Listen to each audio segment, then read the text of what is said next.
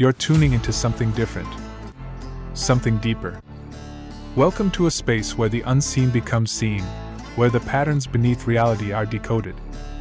This isn't just a podcast, it's a journey into the mechanics of belief, perception, and the multidimensional truths shaping our world. If you've ever felt like an outsider looking in, questioning the systems you're told to follow, you're in the right place. This is The Outcast, the Pattern Podcast. Let's dive in. Welcome to the Deep Dive. Today we're stepping back a bit, way back actually. Yeah, where are we headed? 1904. We're going to unpack a really intriguing piece of writing. It's called The Science of the Spirit, Soul, and Body, a page from the occult side of life by Harold Purcell Oliver. Wow, okay. The Science of... That's quite a title for 1904, Mixing Science and Spirit.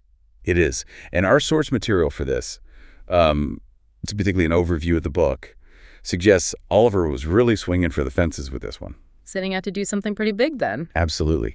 The main thing Oliver gets into, and this is our focus today, is that super complex relationship between, well, what he terms the spirit, the soul, and the body. Right. Concepts that can feel pretty abstract, hard to grasp sometimes. Exactly. But Oliver's mission, and the overview really highlights this, was apparently to try and demystify them. How so? What was his angle? He wanted to approach them through the lens of occult knowledge, but importantly, not just for people already deep into that stuff. Okay, so trying to make it accessible. Yeah. The source says he aimed to present these complex ideas in a way that could actually, nourish your inner being. It wasn't just supposed to be theoretical.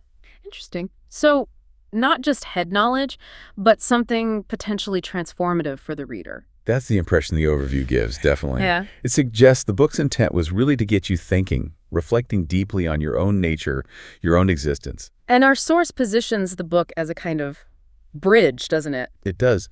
Try to connect esoteric traditions, those sort of hidden, deeper spiritual paths, with more, let's say, structured thinking. Building a framework to hold both. Seems like it. So what we want to do today, based on this overview, is really explore what Oliver was trying to build. Okay, like what?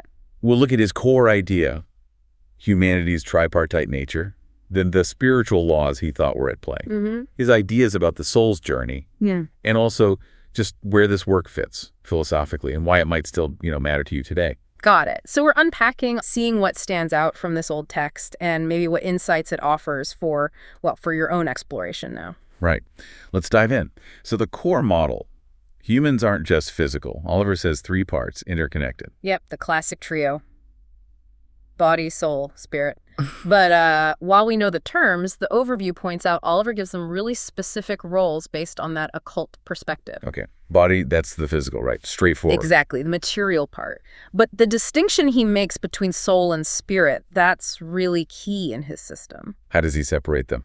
Well, according to this overview, the soul for Oliver is where your personal identity lives. Your emotions, your mind, your personality traits. It's the psychological you, essentially. So all the individual stuff, thoughts, feelings, the soul territory. What about the spirit then? The spirit is different. Oliver presents it as like the divine spark within. It's the bit that connects you to something bigger, universal consciousness, higher realms, whatever you want to call the source. It goes beyond the personal limits of the soul. It's the link to the spiritual dimension itself. Okay, that clarifies it. Soul, individual experience, spirit, universal connection. And this isn't totally new, the 3 parts, but he's filtering it through his specific viewpoint. Precisely. He's not just listing parts. He's explaining how they work together within this particular worldview. And then building on what we are, he talks about the laws governing it all. Yeah, this part sounds really interesting, applying laws we think of as physical, but spiritually. The overview mentions things like attraction, gravitation, reciprocity. It's fascinating how he interprets them, isn't it? He's not doing physics. He's suggesting these principles also work on the spiritual level. How so? Like spiritual gravity? Kind of. Spiritual attraction could be about how similar energies or intentions pull things towards you, or how your soul is drawn upwards. Spiritual gravitation might be about forces that ground you or pull you towards certain influences, maybe higher, maybe lower. I see. So it's metaphorical language. But he sees it as having actual governing force in non-physical reality. Feels a bit like that Hermetic idea, as above, so below. The source mentioned that too. Exactly. That idea that patterns repeat, that the spiritual influences the physical, it underlines the interconnectedness Oliver keeps coming back to. These realms aren't totally separate, they follow analogous rules.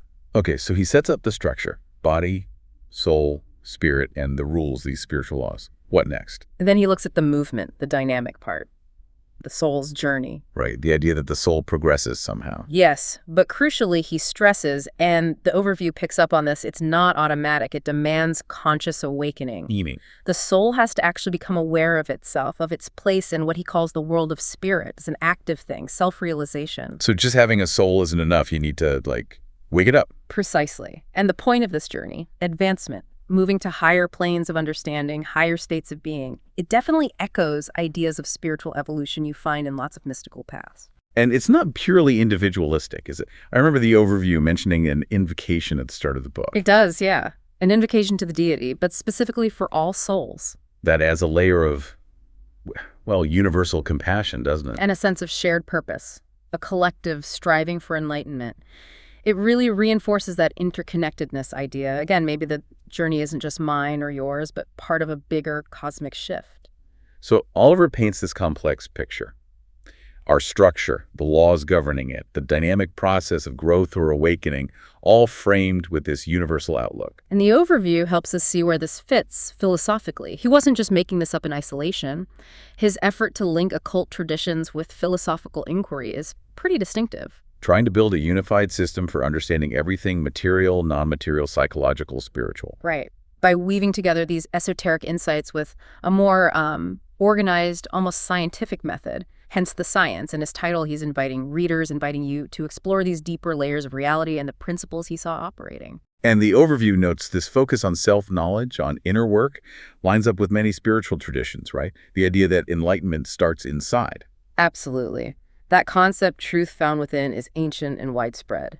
So Oliver's focus on the soul's journey, his call for self-inquiry, for trying to align with a divine order, it's fundamentally about growth, personal and spiritual evolution. Does the overview connect his ideas to any specific philosophers? It mentions resonance with classical philosophy, yeah. Echoes of Aristotle's thoughts on the soul and body, for example. Mm-hmm. And by distinguishing material and immaterial, he touches on themes maybe later explored in Cartesian dualism, mind-body separation. Though the overview is careful to note, Oliver goes beyond simple dualism by integrating the occult, aiming for something more unified. Which kind of brings us to the relevance question.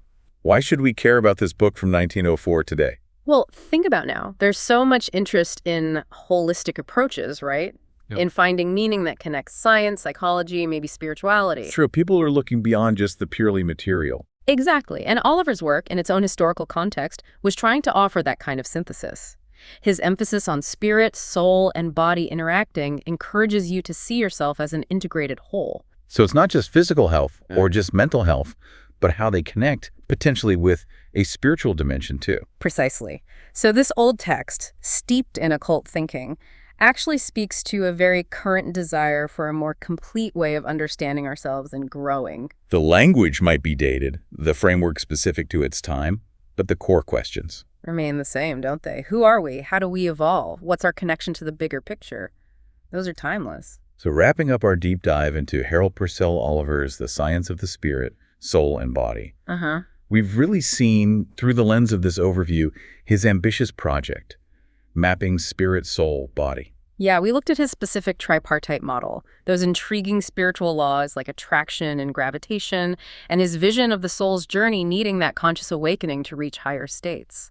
And we saw how the book, according to our source, attempts that unique blend, occult insight within a kind of philosophical structure, a bridge. And ultimately, as the overview suggests, the book really stands as evidence of that deep human urge to grasp the whole picture of existence, doesn't it? To integrate the physical, the mental, and the spiritual. Which loops back to your own journey, perhaps, your search for knowledge, for meaning. How does this science of spirit, mixing occult and philosophy, how does that resonate with your approach to self-understanding today? And here's maybe one last thing to ponder, drawing from the overview's take on Oliver. If enlightenment truly arises from within, as he suggests, how might engaging in that kind of self-inquiry, and maybe trying consciously to align with what he saw as a divine order, how might that shape your perspective on your own growth and spiritual path? Definitely a lot to chew on there. If any of this has sparked your interest, the source does mention Oliver's original 1904 book is actually available online via the Internet Archive for you to explore directly. A fascinating glimpse into how these big questions were being tackled over a century ago.